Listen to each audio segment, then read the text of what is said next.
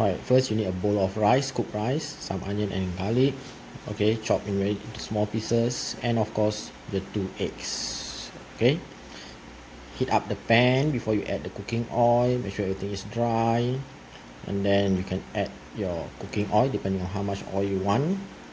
Alright, then add in your onion and your garlic. You can stir fry them until they become brown or until you get the aroma. Alright, continue to stir until they change color, or depending on how brown you want them to be.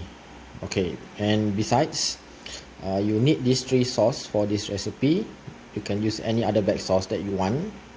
Add in the rice, flatten the rice. It's best if you use cold cooked rice that you cooked previously. Right, mix the rice well with the onion and garlic. Now add in a teaspoon each of this sauce.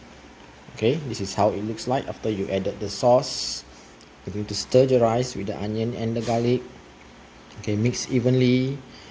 Alright, and then you add in some oil before you break the egg. Alright, so this is how it looks like. Then what I do is I will mix the egg together with the rice and continue to stir fry them until it becomes quite dry. I mean the egg becomes dry. Alright, so stir. As you can see, everything becomes dry now. Alright, and becomes dry and becomes slightly brown, okay, depending on the color of the sauce that you use.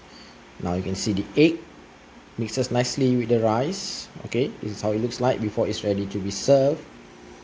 Right, and then you can take it out of the pan and serve. You can see the egg white and the egg yolk mixed together with the rice evenly. Enjoy, everybody.